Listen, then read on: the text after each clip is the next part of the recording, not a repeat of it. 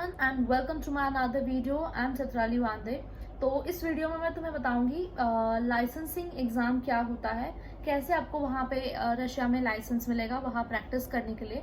जैसे कि अभी गवर्नमेंट का कहना है कि आप जिस भी कंट्री से एमबीबीएस करके आओ, आपके पास वहाँ प्रैक्टिस करने के लिए लाइसेंस होना चाहिए, ये रूल है। ठीक है, तो लाइसेंसिंग एग्ज़ाम होता क्या है एंड कैसे होता है, क्या इसका क्राइटेरिया है, कैसे इसके लिए पढ़ाई करता है, तो इस बारे में हम लोग इस वीडियो में बात करेंगे। ठीक है, तो सबसे पहले लाइसेंसिंग एग्जाम को रशिया में गॉज एग्जाम बोला जाता है। ठीक है, इसके एक्चुअली जैसे हर साल कुछ क्वेश्चंस रिपीट होते हैं, तो ऐसे 4000 से 5000 एमसीक्यूज है।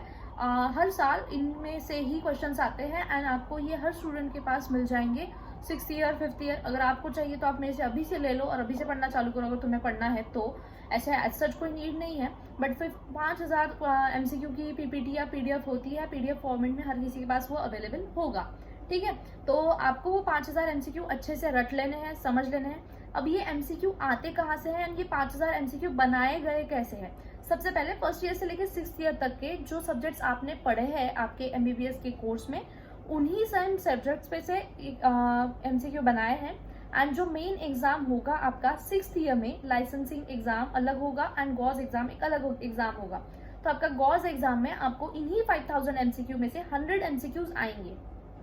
ठीक है, तो आपको वो एग्जाम क्लियर करना है एंड इंडियंस के लिए ऐसा क्राइटेरिया है कि आपका स्कोर मिनिमम 70% होना चाहिए। ये क्राइटेरिया था पिछले साल तक, लाइक 70% आपके मार्क्स आने चाहिए, तो आप क्वालिफाइड माने जाते हो। ठीक है, बट इस साल से उन्होंने, जो लोगों ने अभी इस साल 6th ईयर में एग्जाम दिया है, उन्होंने इंडियंस के लिए इस बार एग्जाम और थोड़ा सा इजी कर दिया है। लाइक पासिंग क्राइटेरिया जो है वो है कि आपका मिनिमम 40% स्कोर आना चाहिए, तो आप क्वालिफाइड माने जाओगे गॉस के एग्जाम में।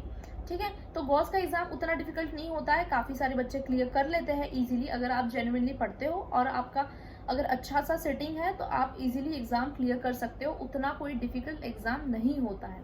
ठीक है, ये हो गया अभी गॉस के एग्जाम के बारे में।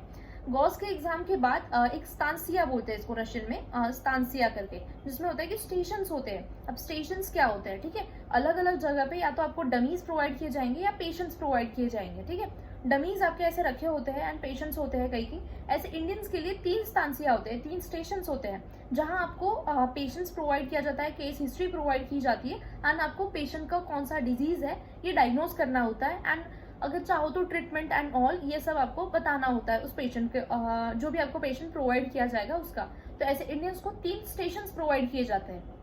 ठीक है, ये स्टेप बहुत ही सिमिलर है प्लैब 2 को।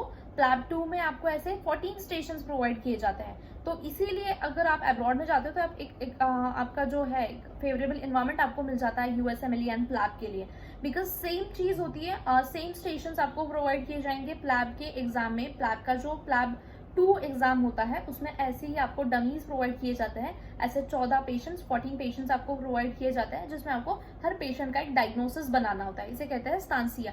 एंड इसमें आपको पेशेंट के साथ इंटरेक्ट करना होता है रशियन लैंग्वेज में, जो आपको 3rd ईयर से ही सिखाया जाता है कि 3rd ईयर से मेडिकल टर्म्स को रशियन लैंग्वेज में कैसे बोलते हैं, जैसे फीवर को क्या बोलते हैं या फिर बर्न्स को क्या बोलते हैं। ये सब चीजें आपको 3rd ईयर से ही, वैसे 2nd ईयर से स्टार्ट हो जाती है, बट एग्जैक्टली ट्रीटमेंट क्या होगा नहीं होगा ये सारी चीजें आपको 3rd ईयर से रशियन लैंग्वेज में सिखाई जाती है। बिकॉज भले ही आपकी पढ़ाई इंग्लिश में आपको पढ़ाया जा रहा है, बट आपके पास जो पेशेंट्स आएंगे वो रशियन में आएंगे, तो आप उनकी कंप्लेंट समझ सको, इसलिए आपको ये सारी टर्म्स रशियन लैंग्वेज में पढ़ाई जाती है।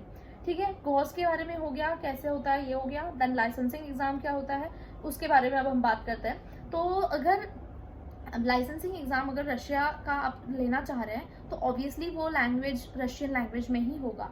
अगर आप चाहते हैं तो वो आप एग्जाम दे सकते हैं, हर कोई नहीं देता है उतना वो एग्जाम, जिसको वहाँ पे सेटल होना है, वहाँ प्रैक्टिस करना है, वही लोग देते हैं।